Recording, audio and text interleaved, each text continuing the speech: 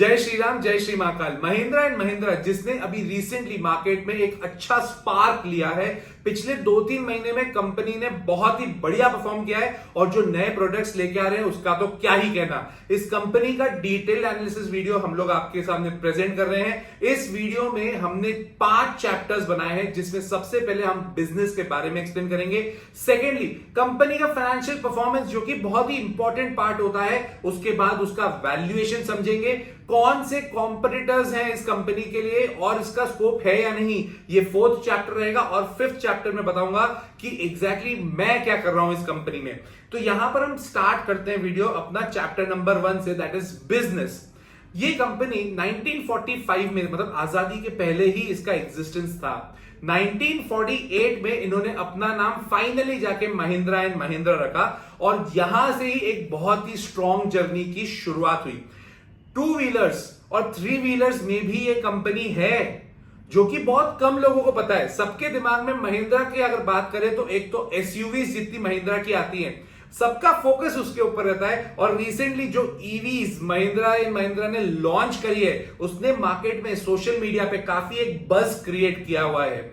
इसके अलावा भी कमर्शियल व्हीकल में ये अच्छा स्टेक रखती है। Tractors as well as earth movers जो मशीन्स होती हैं, उसमें भी इनका स्टेक है। क्या इसके अलावा भी कुछ काम करती है क्या कंपनी? यस, आपने महिंद्रा एंड महिंद्रा फाइनेंस का नाम जरूर सुना होगा। इनफैक्ट ये ऑटो कंपोनेंट्स में भी काम करती है। हॉस्पिटैलिटी में भी इनका महिंद्रा का काफी, क्लब महिंद्रा अगर आपने सुना हो उसमें भी है। इंफ्रास्ट्रक्चर, एरोस्पेस, एनर्जी, हर जगह एक तरह से महिंद्रा एंड महिंद्रा फैल चुका है।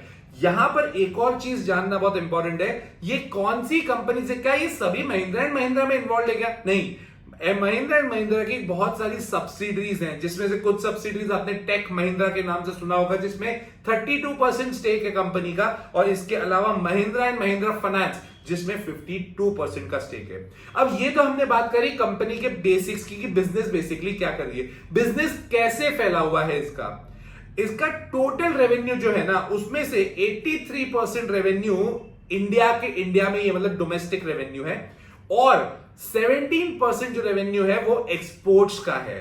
तो इसका अच्छा खासा एक मेजर पोर्शन एक्सपोर्ट में भी होता है।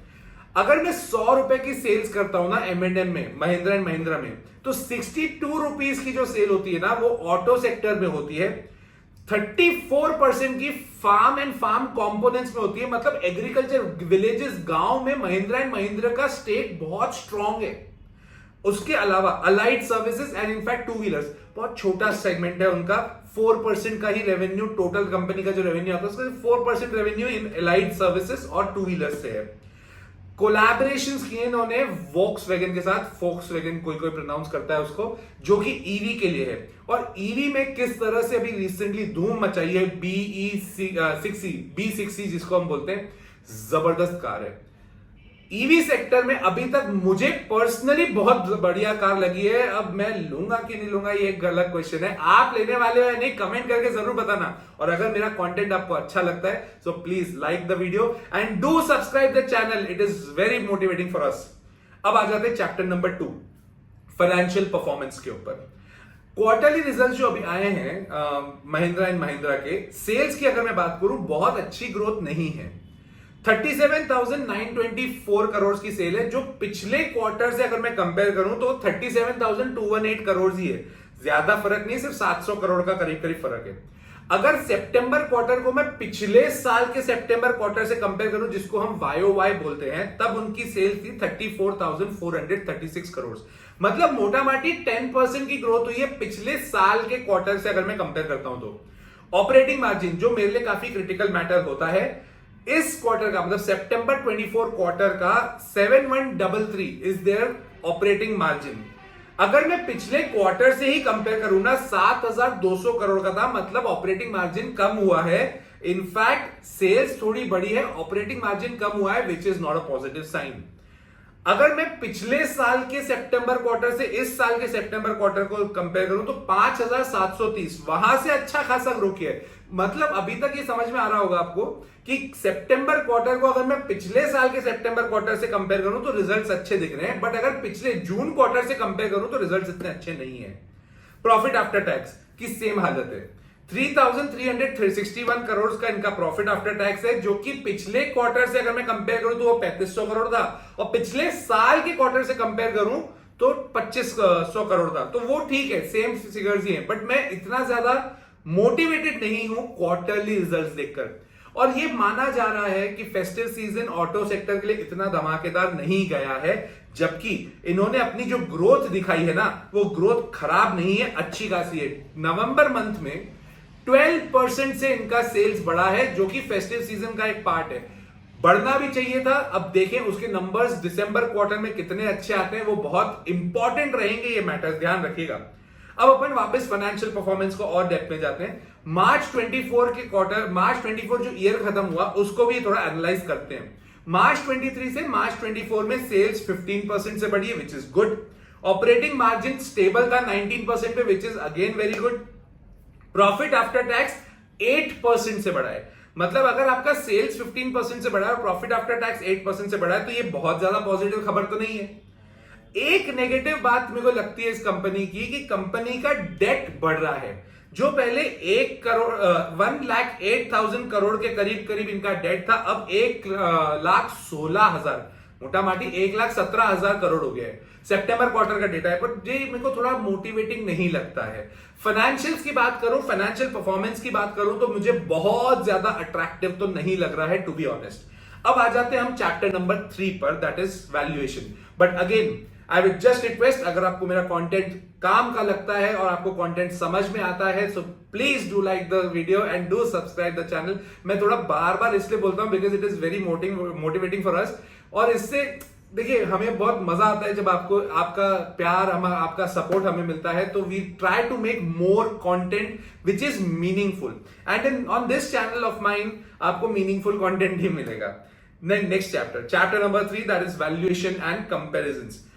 करंट मार्केट प्राइस अगर मैं आज की तारीख की बात करूं तो इसका प्राइस चल रहा है 3020 के करीब करीब, ठीक है। जो अगर मैं 52 वीक लो से बात करूं तो 1575 था, मतलब वहां से मोटा माटी डबल हो चुका है, और अभी 3200 को क्रॉस करके गया था, 3220 के करीब गया था, तो वापस 3000 पे आया है। तो प्राइस अर्निंग रेशियो बहुत क्रिटिकल हो गया। प्राइस अर्निंग रेशियो इनका है 31, जबकि इंडस्ट्री का 25 है। वैल्यूएशन बहुत ज्यादा खराब नहीं है, मेरे को परफॉर्मेंस से प्रॉब्लम है, बाकी वैल्यूएशन से मुझे ज्यादा प्रॉब्लम नहीं दिख रही है। रिटर्न ऑन इक्विटी इज 18.4, ठीक है, ये नॉमिनल है, बहुत ज्यादा अट्रैक्टिव नहीं है, बट ठीक है। प्रमोटर की होल्डिंग इसमें सिर्फ 18% की बची है। Now this is a critical point for me. Promoter की होल्डिंग 18% है, एफआईआईज की होल्डिंग 42% है, ठीक है, ये थोड़ा मोटिवेटिंग है, क्योंकि एफआईआईज अगर पैसा डाल दें तो इनको तो कुछ खबर होगी ना। डीआईआईज का 27% है, पब्लिक का 9.5% है। प्रमोटर की होल्डिंग मेरे लिए नेगेटिव पॉइंट है, एफआईआई डीआईआई की होल्डिंग मेरे लिए पॉजिटिव पॉइंट है, पब्लिक की होल्डिंग कम है, ये भी मेरे लिए पॉजिटिव पॉइंट है। तो अगर मैं वैल्यूएशंस को कंपेयर करूं तो वैल्यूएशन मेरे को ठीक लग रहा है, प्रमोटर की होल्डिंग मेरे को थोड़ी सी नेगेटिव लगती है। बाकी एफआईआई डीआईआई है तो ठीक है, बट क्या होता है ना, ऐसी कंपनी में अगर प्रमोटर की स्टेक ज्यादा होती ना तो मजा ही आ जाता। मारुति में भी ऐसा नहीं है, वैसे देखा जाए तो मारुति में भी बहुत कम है होल्डिंग। तो ये सब चीजों को कंपेयर अगर आप पेयर से करने जाओ, मारुति से करो, टाटा से करो, तो आपको और क्लियर पिक्चर दिखती है। Let's come to chapter number 4, that is new product scope and competition. अभी B6C करके जो कार लॉन्च हुई है ना, मैं आपको बता रहा हूं, ये दूसरी बार बोल रहा हूं, ये कोई स्पॉन्सर्ड वीडियो नहीं है, ये स्पेसिफिकली मैंने अपना एक्सपीरियंस में आपसे शेयर कर रहा हूं। ये वाला जो कार आया है ना, मेरे को ऐसा लग रहा है गेम चेंजर हो सकता है, जिसके कारण मुझे ये स्कोप अच्छा लग रहा है, जिसके कारण ही मार्केट में काफी बज है, इनफैक्ट सोशल मीडिया पे काफी बज है। सेल्स तो देखो ठीक ठाक बढ़ रही है, एसयूवी के अभी भी ये लोग मास्टर्स हैं, एसयूवी के मतलब स्ट्रॉन्ग कंटेंटर्स है, बादशाह है एसयूवी के। बट अगर मैं कंपेयर करूं ईवी को, तो अभी जो इन्होंने ईवी लॉन्च करी है, मुझे काफी पॉजिटिविटी है उस बात से। अगर मैं उसको कंपेयर करता हूं कि यार मारुति ने अगर 2025 में अपनी ईवी लॉन्च कर दी ना, तो वो एक अलग लेवल का गेम हो जाएगा बॉस। मारुति, क्योंकि अब देखो नेक्सन को अगर मैं कंपेयर करने जाऊं, 18 लाख की 18-19 लाख की नेक्सन भी पड़ रही है, ये भी गाड़ी 20 लाख की है। और ये जिस हिसाब से नई कार लॉन्च हुई है, जिस हिसाब से फीचर्स हैं, जिस हिसाब से इसका माइलेज दिखा रहे हैं, जबरदस्त कार दिख रही है ये। तो देखा जाए तो टाटा को काफी अच्छे तरह से कॉम्पीट कर सकती है। इसके अलावा मारुति की ईवी लॉन्च होगी ना, मैं एक्चुअली उसके लिए बैठा हूं, तब उसके बाद मुझे ऐसा लगता है कि काफी गेम चेंजिंग रहेगा। एमजी अलग अलग स्कीम्स लेके आ रहा है, एमजी कार आपने सुनी होगी, अलग अलग स्कीम्स लेके आ रहे हैं। मतलब ये वाला मार्केट एकदम बहुत ही स्कैटर्ड हो चुका है, अब मुझे ऐसा लग रहा है। अब इसमें मार्केट लीडर्स, जैसे हम पहले बोलते थे इंडिया का मार्केट लीडर मारुति है, अभी हम बात कर रहे थे ईवी का मार्केट लीडर टाटा मोटर्स है, और अब जब अलग अलग कंपनीज अपनी कार्स लेके आ रही है ना, the market would be very different. In fact BYD करके एक कंपनी है जो चाइना की कंपनी है, उसकी भी काफी कार्स अब मेरे को मार्केट में दिख रही हैं। सो लेट्स सी क्या होगा इस मार्केट का। कंपटीशन तो बहुत ज्यादा है, नए प्रोडक्ट्स अब इनको बहुत तेजी से लाने पड़ेंगे, अच्छी सर्विसेज देनी पड़ेगी, और साथ ही साथ नए फीचर्स लाने पड़ेंगे। Let's come to chapter number 5, what I am doing. तो देखो, वैल्यूएशन वाइज मेरे को कंपनी ठीक लग रही है, परफॉर्मेंस वाइज मेरे को ओके लग रही है। I am not happy with the performance to be honest, but when it comes to valuation, yes I am a bit positive. Honestly speaking, I just like to invest in Tata Motors and Maruti. So this is not a buying or selling recommendation to you, because मैंने इस particular video में एक ये part रखा था कि मैं क्या करूंगा, मैं आपको वो भी बताऊंगा, तो इसलिए I am telling you very clearly. Current market price 3020 का है, और एक सपोर्ट है 2700 रुपए पर। नीचे आता है 2700 को क्रॉस कर गया तो मैं अभी अवॉइड कर दूंगा इस कंपनी को, और 3200 से ऊपर अगर चलेगा तो एक नया ब्रेकआउट देगा। मेरा एकदम बहुत ज्यादा स्ट्रॉन्ग इंटरेस्ट इस कंपनी में नहीं है। I would rather prefer Maruti and Tata Motors, जिसपे मेरा खुद का होल्डिंग एज ऑफ नाउ है। तो मेरे को ऑटो सेक्टर में मेरे को थोड़ा कंफर्टेबल लगता है कि मैं अगर 4 व्हीलर्स में जा रहा हूं या कमर्शियल व्हीकल्स में जा रहा हूं तो मेरे को ठीक है, टाटा मोटर्स ठीक लगता है, और उसके साथ में मारुति। महिंद्रा एंड महिंद्रा में, क्योंकि अगर ये नई BE6E अगर ये बहुत ज्यादा स्ट्रॉन्ग चल गई ना कंपनी का गाड़ी, तो इसमें एक तरह का रुझान थोड़ा बढ़ जाएगा। तो अगर मैं अपना रेशियो डिवाइड करूं ना, तो आई वुड बी इन्वेस्टिंग, अगर मैं ऑटो सेक्टर में इन्वेस्ट कर रहा हूं 1 लाख रुपए फॉर एन एग्जांपल, तो I would be investing around 40 to 45% in Maruti, 30-35% in Tata. In fact, I would go for Hero MotoCorp and these kind of companies more, because two wheelers में उनका segment में अच्छा खासा काम चल रहा है। And in Mahindra, I would go for 5 to 10%. So this is my personal view. This is again not a buying or selling recommendation. You have to take your own decision by your own. And if you want to consult, do consult your financial consultant, whosoever it is. So please make sure you are not making a wrong decision. Right? So till then, I hope आपको ये video बिल्कुल पसंद आया होगा, because इसमें content मैंने जितना depth में दे सकता था मैंने आपको दिया है। जय श्री राम, जय श्री महाकाल।